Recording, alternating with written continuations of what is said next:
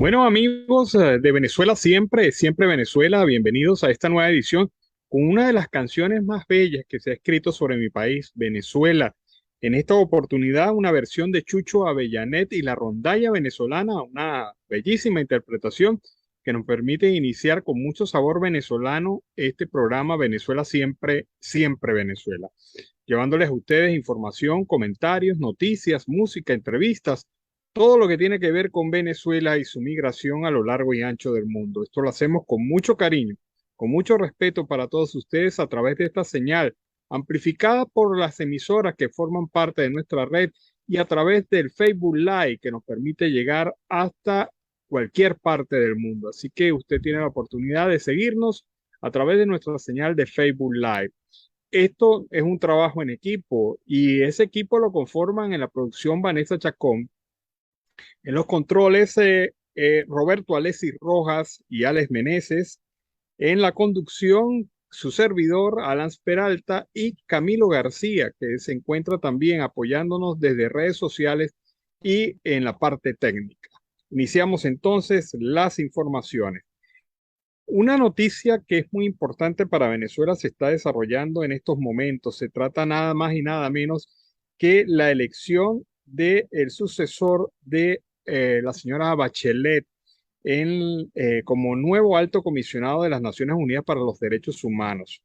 El secretario general de las Naciones Unidas, Antonio Guterres, ha propuesto, ha nominado al austríaco Volker Turk como nuevo alto comisionado de derechos humanos en sustitución de la expresidenta chilena Michelle Bachelet, quien no manifestó su intención de continuar para un segundo periodo al frente de esta instancia. Así lo revela el memorando de la ONU, donde se indica que la nominación de Turk es comunicada a la Asamblea General, que deberá en estos momentos elegir y definir si ratifica al señor Turk como nuevo comisionado alto comisionado de las Naciones Unidas para los Derechos Humanos. Turk trabaja en la oficina de Guterres como secretario general adjunto de política. Es el único candidato al cargo del alto comisionado de las Naciones Unidas para suceder a Bachelet, además de señalarse que su periodo de ser aprobada su gestión se extendería hasta el 2026 con posibilidad de renovar un mandato por 4 años más. La ONG Servicio Internacional de Derechos Humanos advirtió que Volker Turk fue elegido sin consenso, pero en todo caso, pues si es el único candidato, si es nominado por Guterres y si es aprobado por la Asamblea General de las Naciones Unidas, pues evidentemente hay una legitimidad, de hecho, allí presente.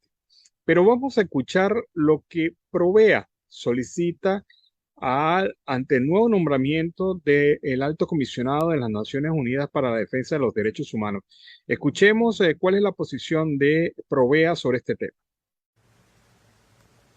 El día de ayer el secretario general de las Naciones Unidas, el señor Antonio Guterres, anunció la designación del señor Volker Turk como nuevo alto comisionado de las Naciones Unidas para los Derechos Humanos. Esta designación deberá ser ratificada hoy por la parte de la Asamblea General de las Naciones Unidas en un proceso que en general se ha dado por consenso en el pasado. El señor Volker Turk tendrá como misión fortalecer la presencia del alto comisionado de las Naciones Unidas en Venezuela y aspiramos a que manifieste claramente un decidido apoyo a la misión de determinación de los hechos en Venezuela, en un país que padece una situación de emergencia humanitaria compleja y con una situación de derechos humanos que continúa siendo crítica. Bueno, y eso es lo que piden las organizaciones de defensa de derechos humanos en Venezuela, que se ratifique el mandato de la misión de observación, la misión estable en Venezuela del alto comisionado de las Naciones Unidas para la Defensa de los Derechos Humanos, porque ocurren y siguen a diario ocurriendo violaciones de derechos humanos en Venezuela sin que el Estado actúe en consecuencia, sin que el régimen de facto le preste atención, por lo menos nunca le prestó atención a las 45 recomendaciones de Bachelet. Nunca supimos si Michelle Bachelet llamó efectivamente, habló con Maduro antes de irse. No supimos tampoco cuál es el resultado de esa conversación, si se dio, pero lo cierto del caso es que de las 45 recomendaciones que hizo Bachelet, ninguna fue atendida a profundidad por parte del régimen de facto y esto implica que es necesario que se quede las Naciones Unidas en Venezuela actuando como garante de defensa de derechos humanos. Imagínense ustedes qué ocurriera en Venezuela si no existiera esta representación de la de la alta comisionada de defensa de derechos humanos de las Naciones Unidas. Ocurrirían muchas cosas, muchísimas cosas, como esta. Fíjense ustedes, el Sindicato Nacional de Trabajadores de la Prensa denunció que el día de ayer 9 emisoras del estado Zulia fueron cerradas. 9 emisoras, lo que se suma a una situación de desierto comunicacional, de bloqueo de comunicaciones de varias emisoras en el país, cerrando aún más la posibilidad de los ciudadanos de tener emisoras que permitan comunicarse, que permitan entender y conocer la realidad de Venezuela. Este cierre de comunicaciones afectó a 9 emisoras que están ubicadas en los municipios Maracaibo y San Francisco del estado Zulia, según el director del Sindicato Nacional de Trabajadores de la Prensa. El cierre lo procedió a hacer CONATEL, que es la Comisión Nacional de Telecomunicaciones, la oficina encargada del espectro radioeléctrico y que ha venido actuando de manera muy diligente en el cierre y bloqueo de medios de comunicación y programas de todo el país. Esta orden sería dada por el ministro, que presuntamente sería el propio Freddy Yáñez, quien es el que lidera la cartera de comunicación e información, aunque no se precisó realmente de quién se trataba la responsabilidad, pero lo cierto es que las emisoras fueron obligadas a cerrar. Las emisoras que fueron obligadas a cerrar fueron Sensacional Estéreo, 88,5, Zulia Mía, 91,3, KP, 92,9, Refugio 94,3 FM, Palabra 97,3, High Class 98,1, Destino 98,3, Radiolandia 103,3 FM y Radio Estéreo 107,7. Muchas de estas estaciones abrieron bajo el concepto de emisoras comunitarias, algunas contaban con permisos provisionales al momento de su apertura y actualmente se desconoce cuál es el estatus administrativo, refiere el portal informativo Costa Oriental del Lago. Estas emisoras están en una condición de verdad bastante inestable, además de las 12 emisoras que ya han sido cerradas este año en Venezuela. O sea, 12 emisoras cerradas en prácticamente toda Venezuela, más estas 9 emisoras que han sido cerradas durante el día de ayer, lo que suma en un total de 21 emisoras cerradas en Venezuela en lo que va de año. La ONG Espacio Público recopiló data durante agosto del 2022 para elaborar un informe al respecto de estas circunstancias, de estas violaciones a la libertad de expresión. Allí documentó el incremento de estas acciones relacionadas con la intimidación a periodistas y demás ciudadanos. En este sentido, la citada ONG registró 19 casos y 27 violaciones a la libertad de expresión, indicando que es el mayor número que se evidencia desde el mes de marzo del 2022, cuando se reportaron 17 casos y 25 violaciones al derecho. 9 emisoras más, solamente en el estado Zulia, cerradas durante el día de ayer por CONATEL. Es un ataque, evidentemente, al tema de la libertad de expresión, al tema de esta posibilidad que usted tiene de escuchar una realidad diferente, la realidad no solamente la que le muestra el gobierno, sino la realidad diferente del país, lo que está pasando realmente en Venezuela. Y bueno, y estas circunstancias, pues, evidentemente hablan de cómo se están cerrando los espacios diversos para la libertad de expresión. Precisamente hoy, cuando se celebra, hoy, 8 de septiembre, el Día Internacional del Periodista. Hoy es el Día Internacional del Periodista, hablando de temas de comunicación, de bloqueos de las comunicaciones, de persecución a periodistas, de cierre de medios de comunicación. Hoy se celebra el Día Internacional del Periodista, que fue decretado en 1958 por el Cuarto Congreso de la Organización Mundial de Periodistas, llevado a cabo en Bucarest, Rumanía. Este día se establece en honor al fallecimiento y la conmemoración al fallecimiento de Juli Fusik, escritor y periodista checoslovaco que fue ejecutado por los nazis en 1943. La fecha está destinada a resaltar la importancia de la profesión del periodismo y su labor en la búsqueda de la verdad y la defensa de la libertad de expresión. Es necesario recordar que en la actualidad los periodistas siguen siendo objeto de ataques, encarcelamientos, secuestros, asesinatos por ejercer su profesión y por ello la importancia de homenajear y reconocer el papel que tienen en la sociedad. Hoy, 8 de septiembre, Día Internacional del Periodista, y recordemos, lo celebró el gobierno cerrando 9 emisoras al día de ayer, 12 emisoras más que ha cerrado en el transcurso de este año. Es decir, tenemos una circunstancia bastante difícil en donde cada vez es más pequeño el espacio comunicacional, cada vez más pequeño el espacio comunicacional independiente, cada vez más manipulable el espacio comunicacional en una condición de verdad que es bastante preocupante para cualquier democracia del mundo. ¿Saben ustedes una cosa? Los chavistas, los encumbrados, simple y llanamente no comen pellejo, ni patas, ni carapacho de pollo. Esto lo afirman los manifestantes que han estado durante todos estos días en las calles de Venezuela exigiendo salarios dignos y respeto al trabajador venezolano. Pero escuchemos este dramático llamado hecho por un trabajador sobre este tema. El día de hoy estamos reunidos frente a la Fiscalía General para que Tarek William Saab se dé cuenta de lo que está comiendo el pueblo venezolano, porque ellos no comen esto, ellos no hacen una sopa de carapacho, ellos no comen patas de pollo, nosotros sí, porque 130 bolívares, que son 15 dólares mensual, no te alcanza. Un kilo de carne vale 60 bolívares, 60 bolívares, te quedarían 70, el pasaje, los medicamentos. ¿Cómo carajo vive un venezolano? ¿Cómo carajo? ¿Cómo? Explícamelo, Maduro. El Movimiento Ciudadano 21 de noviembre se encuentra en la calle. Seguiremos apoyando porque ya basta de que el pueblo esté llevando coñazo, carajo. Bueno, sí, explícalo, Maduro, ¿cómo hace un venezolano para sobrevivir con esos salarios tan miserables? Ustedes comen carapacho de pollo, comen paticas de pollo, alitas de pollo. Eso es lo que puede comer un venezolano en cuanto a nutrientes cárnicos.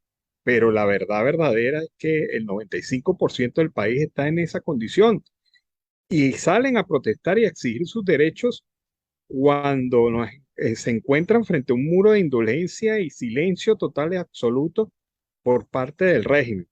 En estos días hubo un acto muy importante en donde estaba el presidente de facto, Nicolás Maduro, hablando sobre sus bondades, la bondad de su gobierno, y una persona le grita desde el escenario, ¿qué pasó con el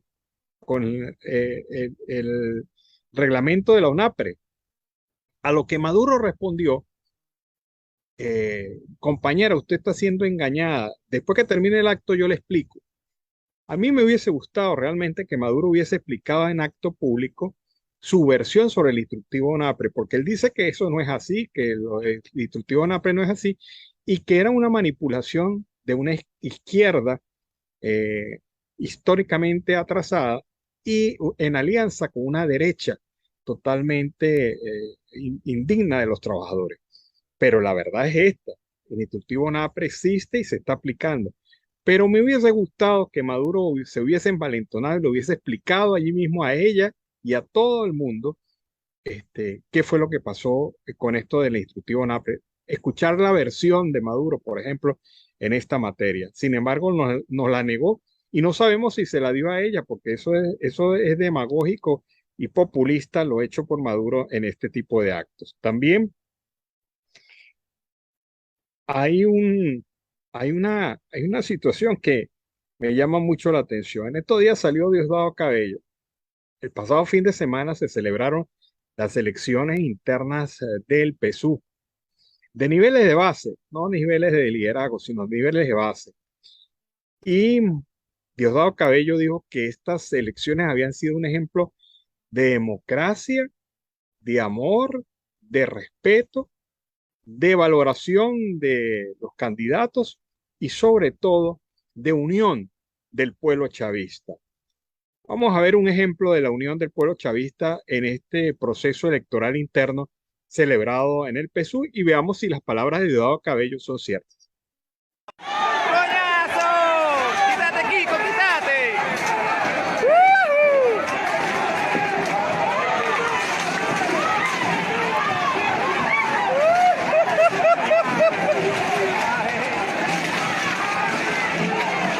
Eso es lo que le gusta.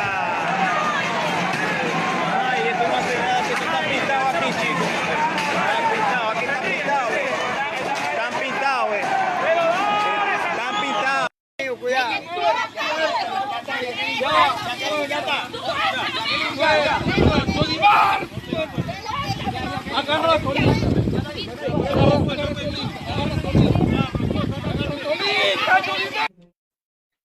Demostraciones de amor, de cariño, de afecto entre el pueblo chavista, y no fue una sola actividad, es que son cientos de videos sobre los enfrentamientos entre los líderes de base del pueblo chavista buscando ese triunfo electoral, que evidentemente no sé cómo se habrá definido, por lo menos esa gresca que ocurrió en Maracaibo, cómo se habrá definido, o esa situación que ocurrió en Portuguesa, cómo se habrá definido, pero lo cierto del caso es que esto no tiene nada de pacífico ni democrático.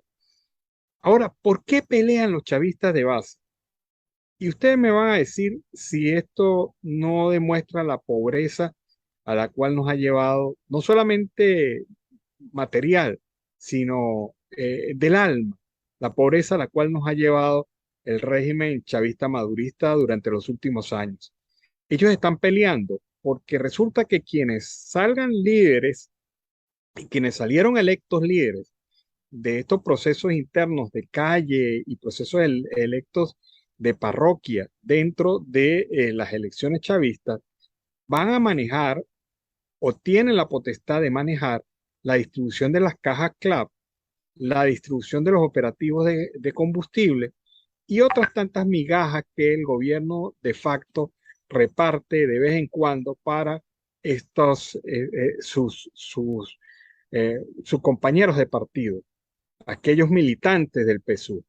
Claro, violando la ley, ¿no? Porque esto lo hacen con recursos del erario público para mantener una actividad partidista y sostener una burocracia partidista con los recursos de todos los venezolanos. Entonces, el que sale líder puede determinar la distribución de las cajas CLAP en su comunidad o la participación de sus vecinos en los operativos de combustible. Y esto al final es una forma de poder y un rédito para quien maneja ese control, para quien tiene ese control. Entonces es lo que, por eso es que se estaban peleando estos chavistas, no por un proceso electoral simple, se estaban peleando por una minúscula, microscópica pedazo de poder, microscópico pedazo de poder que le tira desde las migajas de la mesa del poder, del gran poder, el chavismo a sus militantes.